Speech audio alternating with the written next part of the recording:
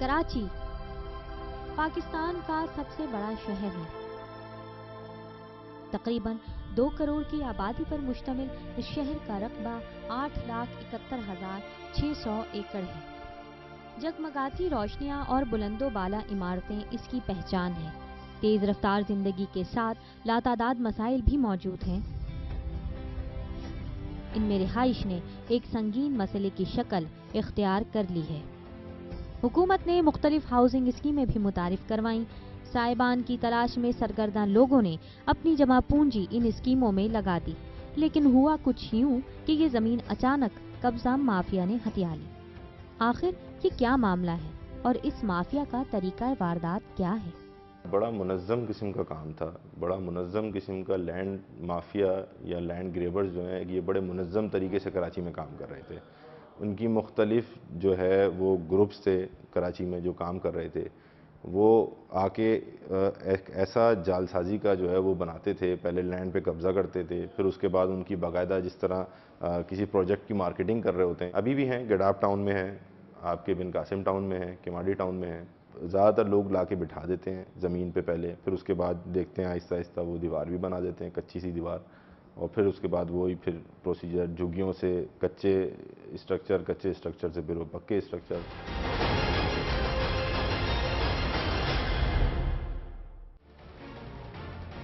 कहते हैं चोर चोरी से जाता है, हेरा फेरी से नहीं। लेकिन ये उस वक्त होता है जब इंतजामिया और कानून नाफिज करने वाले इदारे करप्ट हों या फिर कमज़ोर और बेबस। ऐसी तो बहुत सारी ज़मीनें जिन पे कब्ज़ा हो चुका है जो सरकारी हैं, जिसमें बोर्ड ऑफ रेवेन्यू की सबसे ज़्यादा है, उसके बाद फिर KMC, डिफंक्ट KDA, उनकी ज़मीनों पे भी इस वक्त बहुत ज़्यादा कब्ज़े हैं। नॉर्मली जो देखा गया है कि जो इंक्रोचमेंट्स होती हैं वो लोकल पुलिस की और कंसर्न डिपार्टमेंट के अमले के साथ मिली भगत के साथ होती हैं।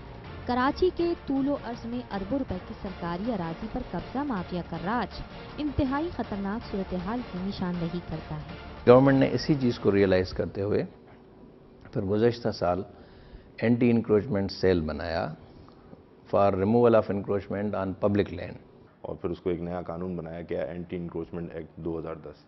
उसमें जो है वो 10 साल तक की सज़ा रखी गई है जो लैंड ग्रेबर्स हैं उनके लिए, और फाइन्स अलग हैं उनके ऊपर, बड़े हैवी फाइन्स जो हैं वो उसमें रखे गए हैं।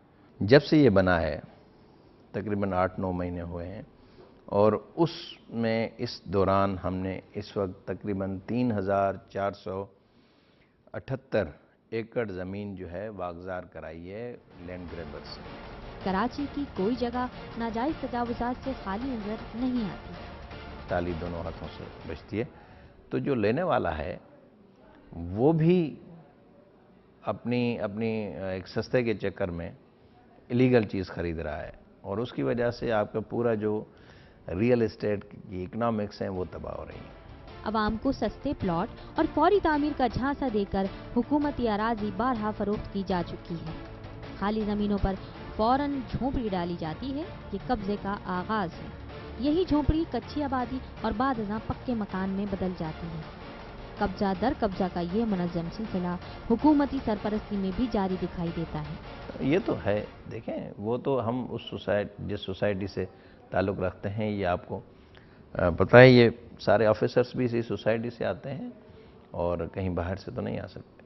अगर कोई लैंड ग्रेबिंग में या लैंड माफिया के साथ या किसी सरकारी ज़मीन पे कब्ज़ा करता हुआ सरकारी आदमी कोई मुलविस हुआ, तो उसके लिए भी बाकायदा इसमें एक हमारे इसी एंटी इंक्रोचमेंट एक्ट में एक सेक्शन 8 सबसेक्शन 2 वो सिर्फ सरकारी लोगों के लिए है, जो गवर्नमेंट ऑफिशियल्स हैं उनके लिए है, कि अगर वो उसमें जो है वो किसी तरह से उनको एडिंग और अबेटिंग कर रहे होंगे तो उनको बिल्कुल उसके तहत जो वो चार्ज किया जाएगा। जो कलूजन में ऑफिसर्स हैं, ऑफिशियल्स हैं, जो गवर्नमेंट डिपार्टमेंट्स के एम्प्लॉइज़ हैं, उनके लिए सख्त सज़ाएँ रखी हैं और 6 साल तक उनको सज़ा दी जा सकती है। इसमें अपना घर कौन है जिसकी आंखों में ये ख्वाब न सजा हो। एक घर की तामीर में बरसों लगते हैं। पहले ज़मीन खरीदी जाती है, फिर इस पर तामीर शुरू की जाती है, लेकिन बुनियाद डलने से पहले अगर ये मालूम हो जाए कि ज़मीन पर कब्जा हो गया है तो पैरों तले ज़मीन निकल जाती है। ब्लॉक 4 में गुलिस्तान जौहर में एक प्लॉट था 400 गज का, उस पर मुगल हज़ारा कोर्ट वालों का कब्जा था। KDA से फाइल क्लियर थी, सब कुछ था। डिपार्टमेंट में गए तो उन्होंने कहा शिफ्टिंग नहीं है हमारे पास। میں سیدھا محتسب اعلیٰ کے پاس گیا. محتسب اعلیٰ صاحب نے کہا, کہنے لگا ٹھیک ہے اب آپ کا جو ہے لیٹر پہنچ جائے گا اور آپ کو جو ہے نا وہیں سے پلاٹ مل جائے گا. آج تک 92 سے لے کر آج اس کو 20 سال گزر گئے ہیں یا 15 سال ہو گئے ہیں, جو بھی ہو گئے. مطلب ہے کہ وہ آج تک نہ مجھے پلاٹ ملا ہے, وہ میرا پلاٹ آج تک ویسے کا ویسے. وہاں تو جھگیاں پڑی ہوئی ہیں, وہ لوگ بھی کہتے ہیں کہ ہماری جگہ ہے, ان کے پاس کاغذات پورے ہیں. ان لوگوں نے مجھے 2 نمبر والوں نے کہا آپ ہمیں دے دیں, ہم آپ کو جو ہے نا دوسرا پلاٹ کرا دیتے ہیں. میں نے کہا نہیں. جو ہمارے پاس کیسز آتے رہے, جو رپورٹ ہوتے گئے, وہ زمینیں ہم خالی بھی کراتے گئے. ان کیسز کے اندر جو ملزمان تھے ان کو گرفتار بھی کیا, ان کو چالان بھی کیا, اور ان کے بھی وہ ٹرائل اپنا اسٹیج پہ ہیں. ڈائریکٹلی کوئی نہیں بولتا, لیکن انڈائریکٹلی وہ کوئی نہ کوئی ٹون دے دیتے ہیں, سلوگن دے دیتے ہیں کہ بھئی آپ جائیں, یہ بندے ہیں, ان سے پیسے دیں, پیسے لیں اور کام کرا لیں. اگر کوئی آدمی آپ سے کوئی اپنے وہ کر رہا ہے, کوئی رشوت طلب کر رہا ہے, تو آپ بالکل اس کے اوپر بتائیں. پھر اس کے لیے باقاعدہ ایک الگ سے محکمہ اینٹی کرپشن ہے. اینٹی کرپشن میں آپ رپورٹ کر سکتے ہیں. افسران جو اوپر بیٹھے ہوئے ان کو رپورٹ کر سکتے ہیں. رپورٹ کر کے اس طرح کے معاملات کو جو ہے وہ بالکل روکا جا سکتا ہے. کورٹ میں کیس کرو تو 20 سال کورٹ میں لڑتے رہتے ہیں کہ 20 سال کے بعد فیصلہ ہوگا اس کا, تو 20 سال بعد ہماری زندگی رہتی ہے, نہیں رہتی. ہزاروں متاثرین اپنی زمین کو قبضہ گروپ سے آزاد کرانے کی تقاضا کر رہے ہیں, لیکن کہتے ہیں قبضہ سچا اور دعویٰ جھوٹا. زمین چاہے سرکار کی ہو یا پرائیویٹ پارٹیز کی, پسند آ جائے تو راج صرف قبضہ مافیا کا ہوگا. یہ کام تو ویسے ہی مشکل کام ہے.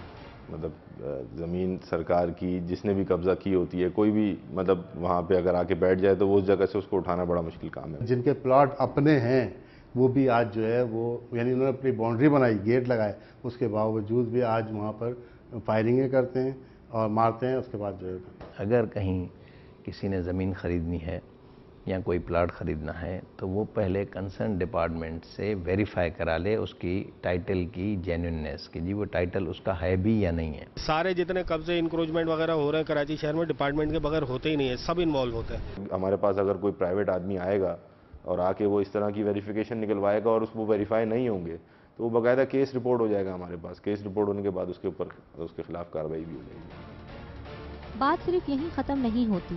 کراچی میں متعدد پارکس, پلے گراؤنڈ اور قبرستانوں کی زمینیں بھی اس مافیا کے چنگل سے نہ بچ سکیں.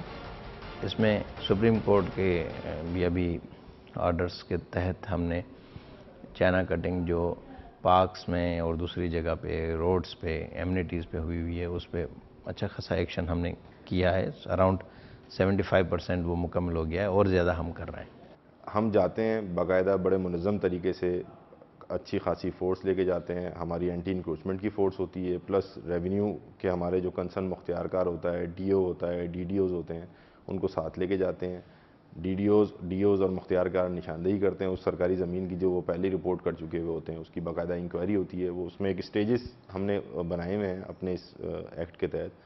ان اسٹیجز سے ہوتے ہوئے پھر اپنا وہ جاتے ہیں وہاں پہ. اپنی کراچی پولیس سے بھی ہم کچھ نفری لے لیتے ہیں اور جا کے وہاں سے کارروائی کر کے, وہ بھلے کتنے بھی ہوں, ان کو اریسٹ بھی کرتے ہیں, وہاں سے زمین بھی ان سے خالی کراتے ہیں, ڈیمالش بھی کر کے آتے ہیں. جو وہ اسٹرکچرز انہوں نے ریز کیے ہوئے ہوتے ہیں ان کی فوٹوگرافس بھی بناتے ہیں اور وہ باقاعدہ اوپر رپورٹ بھی کرتے ہیں. قبضہ مافیا کا یہ سفاک کردار ان گنت معصوم افراد کی جان لے چکا ہے. کئی اشروں سے جاری یہ جنگ عام آدمی ہارتا چلا آیا ہے, لیکن اب صورتحال بدلتی جا رہی ہے. لاکھوں متاثرین کی بلند آوازیں حکومت کو یہ پیغام دے رہی ہیں کہ پانی سر سے اونچا ہو گیا ہے اور اس صورتحال کا نوٹس لینا ضروری ہے.